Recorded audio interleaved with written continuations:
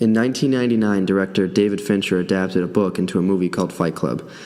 The main antagonist of the story was Tyler Durden. He had these words to say: "Advertising has us chasing cars and clothes, working jobs we hate so we can buy shit we don't need.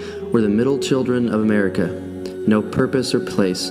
We have no great war, no great depression. Our great war is a spiritual war, and our great depression is our lives. We've all been raised on television to believe that one day we'd all become millionaires and movie gods and rock stars, but we won't, and we're slowly learning these facts."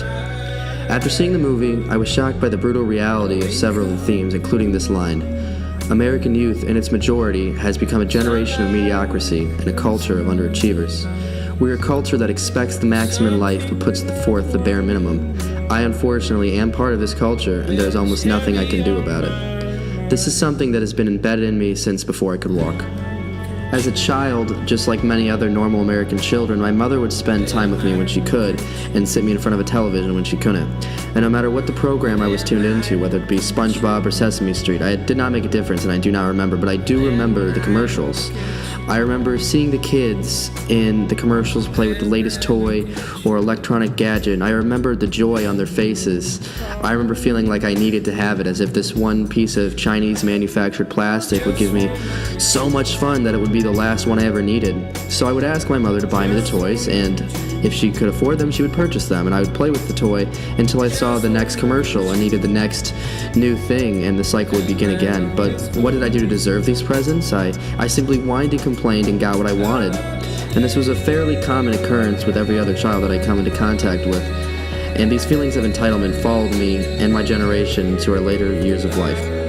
When middle school began, that was when the telltale signs of the culture of underachievers truly began showing. At the time, I had no idea, but now I can look back and see very clearly that I was surrounded by hundreds of other teenagers with the exact same goal as me. We all wanted to do the bare minimum, and yet somehow in the future get into college and get wonderful high-paying jobs to buy everything that we saw celebrities buy on television. And when a teacher assigned a paper, the first question every student asks is, "How long does it have to be?" And if the teacher said at least 5 paragraphs, well, 99 times out of 100, every student in the class would simply write 5 paragraphs, no more, no less, but the lowest requirement for a decent grade. In middle school, many students' minds are still harboring fantasies of wanting to be a movie star or a professional athlete. Role society is glamorized, but eventually reality sets in. For most teenagers, high school is where people have to reevaluate their plans of the future. Dreams of winning American Idol or becoming America's Next Top Model fade away, and much more sad and realistic dreams set in. At my school, we had a career cruising class where we were supposed to pick a future job and plan for it. Students around me would begin Googling things like highest paying job for least amount of college, or highest paying job with little experience needed. Jobs such as doctors or lawyers were unpopular because nobody wanted to work that hard or that long for a job. My generation is one that was raised on handouts and is simply looking for the easiest thing that they can get. Standards of future endeavors are lowered and more obtainable goals are sought out. McDonald's hired me the day I turned 16, and I worked there for 2 years because it was easy labor and I made just enough money to pay for a tank of gas every week. I was content with my life of mediocrity, just as everyone around me was. So what will become of this culture of underachievers? I truly do fear for the future. Almost every single person I know is lazier than their parents. Many people I graduated with are not pursuing any form of higher education and are finding themselves in various trade jobs such as construction or mechanics, or still working with high schoolers at supermarkets.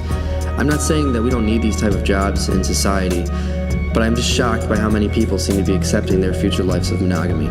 Perhaps they particularly enjoy their field or trade, but I just cannot fathom a life behind a cash register or inside of a cubicle.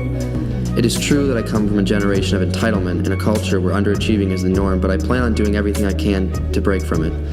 The movie Fight Club did spark a little rebellion in me, and I refuse to let my life become my Great Depression, and my Great War will be avoiding that, even if it seems inevitable.